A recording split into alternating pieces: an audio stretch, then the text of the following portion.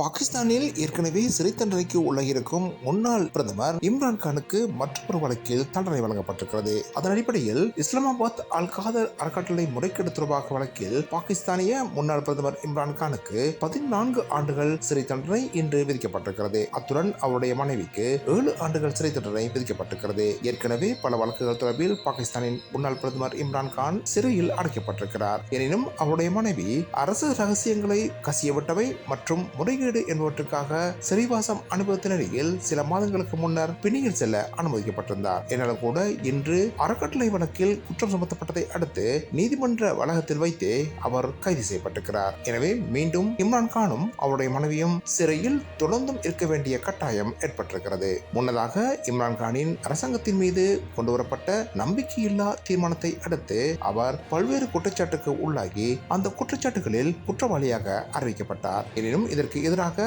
அவருடைய ஆதரவாளர்கள் அண்மையில் நடத்திய போராட்டங்களின் போது பாகிஸ்தானில் பதற்ற நிலை ஏற்பட்டிருந்தது. இதனையடுத்து மீண்டும் அவரை கட்டுப்படுத்தி வைக்கும் வகையில் பாகிஸ்தானிய அரசாங்கம் இந்த வழக்குகளை முன்வைத்து வருவதாக இம்ரான் கானின் தரப்பு குற்றம் சுமத்தியிருக்கிறது.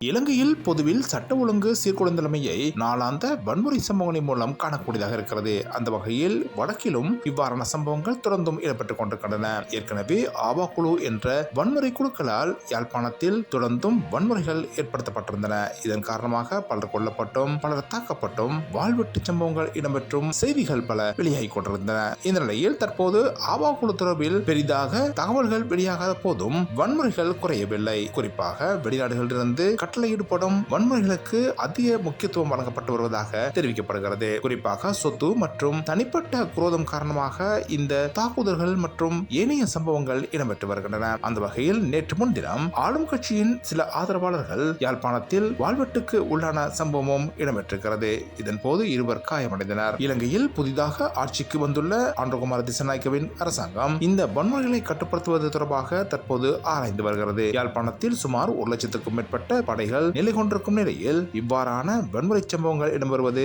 சாதாரண நிகழ்வாக நிகழ்ந்து வருகிறது. குறிப்பாக நேற்று யாழ்ப்பாணம் கஸ்தூரியார் வீதியில் பகல் வேளையில் நகைக்கொடை ஒன்று கொள்ளையிடப்பட்டிருக்கிறது. ஆயுதம் தாங்கிய குழுவினர் பகல் வேளையில் நகைக்கொடைக்குள் புகுந்து அங்கிருந்து பெருமதியான நகைகளை கொள்ளையடித்து சென்றதாக தகவல்கள் வெளியாகியிருக்கின்றன. இவ்வாறான நிலையில் தொடர்ந்தும் யாழ்ப்பாணம் மக்கள் மத்தியில் பாதுகாப்பு படையினர் தொடர்பாக சந்தேகங்கள் எழுந்துள்ளதாக தகவல்கள் வெளியாகியிருக்கின்றன.